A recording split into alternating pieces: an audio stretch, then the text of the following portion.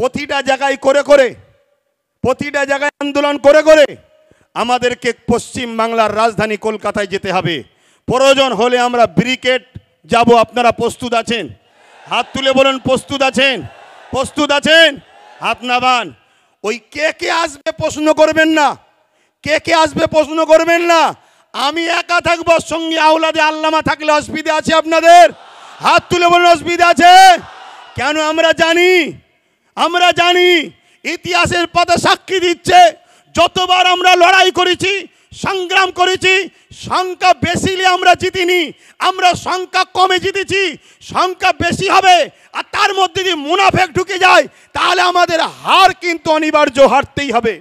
কেন? মুনাফেক তোমার ঘরের ঘাঁটি টাটি প্ল্যান সব জানিয়ে দেবে। একটু মন দিয়ে শোনেন। আমরা তো দেখছি সেই প্রবাদ বাক্য আছে না, পাড়ায় চোর পড়েছে, সবাই বেরিয়ে পড়েছে, চোর ধরো চোর ধরো চোর ধরো। আর চোরও ওই বিষখানে ঢুকে বলছে চোর ধরো চোর ধরো চোর ধরো, বলছে না? বলেন? আরে কলকাতায় ভিআইপি জায়গা ওয়াকাফের, রাজ্য সরকারের আজকে আমলা বলেন, নেতা লিডার বলেন, তারা সব দখল করে বসে আছে। তারা আবার ময়া কাঁদা নেবে, কাঁদছে মুসলমান, চিন্তা করুনি, আমরা তোমাদের ওয়াকাফ বাঁচিয়ে দেবো। আচ্ছা বলুন, এটা কি ধোঁকা নয়? কথা বলেন, ধোঁকা না? ধোঁকা নয়। কেন? আমরা নাম ধরে বলতে পারি, কালীঘাটে টিপু সুলতানের সন্তানের মাজার রয়েছে, তার কবরের ওপরে দোকান হয়ে গেছে, ওটা ওয়াকাফের জায়গা। আমি বললাম না আপনাদের পীর গোরাচাঁদ আব্বাসী হুজুরের 900 বিঘে জায়গা আজকে হয়ে দাঁড়িয়েছে কত? 92 শতক। এই লড়াইটা করতে হবে, কিন্তু এই লড়াই কোনো গাদ্দার মুনাফেককে নিয়ে নয়। এই লড়াই আমরা সংগঠিত হব।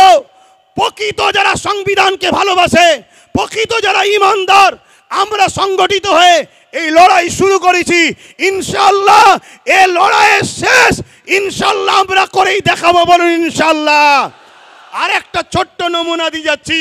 এই নদী পার হলেই উপারে চুচুড়ায় একটা মসজিদ আছে, মাদ্রাসা আছে, 1000 বছরের, যার আজকের বাজার 10-20 হাজার কোটি টাকা। সেই সম্পদে তালা মেরে দিয়েছিল আজকের যিনি সরকার রয়েছে কেন্দ্রে, এই রাজ্যে তালা মেরে দিয়েছিল। অনেকে আন্দোলন করেছে, একে বাপ বললাম, ওকে বাপ বললাম, তাকে বাপ বললাম, সবাইকে মাথায় তুলে দিলাম। তাই যেই উঠেছে সেই আমাদের ওয়াকাফকে ছেকেছে। তো হঠাৎ করে ইনি বিল পাস করতে চাইলো কেন? এই প্রশ্নটা আমার মাথায় খটকা দিয়েছে। আমি রিসার্চ, আমার ক্ষুদ্র জ্ঞানে চিন্তা ভাবনা করে আমি যেটা দেখলাম, একটা মসজিদ আছে 1300 বছর বয়স গুজরাটে। এভাবে ভারতবর্ষ জুড়ে হাজার হাজার বছর ধরে ঐতিহ্যের মসজিদ, কবরস্থান, মাদ্রাসা, খানকা, দরগা প্রমাণ দিচ্ছে এ ভারতবর্ষে মুসলমান হাজার হাজার বছর ধরে আছে। স্বাধীনতার লড়াইতে 95,000 কম বেশি মানুষ দেশের জন্য জীবন দিয়েছে প্রথম কাতারে। তার মধ্যে 63,000-এরও বেশি মুসলমানের জীবন কোরবান হয়েছে দেশের জন্যে। তাই ব্রিটিশ চলে গেছে। আজ চাইনিজ যদি মনে করে আমার দেশকে লুটবো, আমার দেশকে মিটাবো, চাইনারাও জানে এরা খালেদ বিন ওলীদের উত্তরসূরি।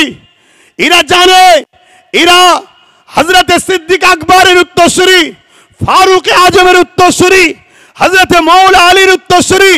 অতএব এরা থাকা অবস্থায় ভারতের ক্ষতি পৃথিবীর কোনো দাদা করতে পারবে না। তাই বড় প্ল্যান করে আজ ক্ষমতাশালী যারা, তাদের দ্বারা বিভাজন তৈরি করার ষড়যন্ত্র করছে। মনে রাখবেন, এই লড়াই আমাদের সাংবিধানিক অধিকার লড়াই। আমার আগে বাইজিৎ ভাই বলছিলেন 1947 আইন তৈরি হয়ে গেছে ভারতবর্ষে। আজকের দিন থেকে যেটা মন্দির মন্দির থাকবে, যেটা মসজিদ মসজিদ থাকবে, যেটা গির্জা গির্জা থাকবে, ওখানে তুমি হাত আর দিতে পারবে না। কিন্তু দুঃখের বিষয়, কোর্টের মধ্যে কিছু জজ হয়েছে, তারা আজকে মুখ চাওয়াচাই করে দেখে, আইনকে দেখে না, আইনকে তারা রেখে দিয়েছে। তাই বোম্বাইয়ের এক মসজিদে সার্ভের নামে নোটিশ যেই দিয়েছে, 1.5 ঘন্টার মধ্যে নোটিশ ধরিয়ে দিয়েছে সার্ভের। সেই সার্ভে করতে গেল, মসজিদ কমিটি হেল্প করলো, সার্ভে হয়ে গেল, পরের দিন সকালবেলা সকাল 6টায় আবার গেছে। কেন? গতকাল তো সার্ভে করলেন, আবার আজকে আসছেন কেন? না, একটা অশান্তি লাগাতে হবে, একটা ফিতনা লাগাতে হবে। গতকালকে হয়নি, ওই অশান্তি হলো। সেই অশান্তিতে প্রশাসনের গুলিতে পাঁচটা নিরীহ ভারতীয় জীবন চলে গেল। তার মধ্যে 17 বছরের একজন যুবক, সে গরিব, খেলনা বিক্রি করছিল, তার বুকে যে গুলি লাগলো সেও মারা গেল। এটা হলো আজকের ডিজিটাল ইন্ডিয়া আমার মোদি সাহেবের। আজকে মনে রাখবেন, এই চক্রান্ত পুরো দেশ জুড়ে করছে। এর পিছনে কিন্তু আমাদেরও অন্যায় আছে না নাই? কথা বলুন। কেন 77 বছর ধরে যখন টুকটুক করে খাচ্ছিল তখন আমরা চুপ করেছিলাম, তে আজকে পুরো লিকে লিয়ে খাওয়ার চেষ্টা করছে। সমাজের বুকে একটা মিডিয়া মাধ্যমে প্রচার হচ্ছে, কিরকম মিথ্যা প্রচার একদল মিডিয়া করছে। দেখুন কি প্রচার করছে।